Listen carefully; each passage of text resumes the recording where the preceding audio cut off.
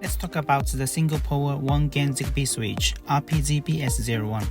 This is a 1-gain switch, so both main buttons are on-off, the same feature. Live wire, load wire, ground wire, so no neutral is required for this switch. Then wiring is very straightforward, just like your traditional switch. After wiring, you can use this knob to adjust the night light at a right brightness. We provided a washer between the switch and the wall, which helps to install our non-screw faceplate. It also fits the screw-type faceplate, 1-gain or 2-gains.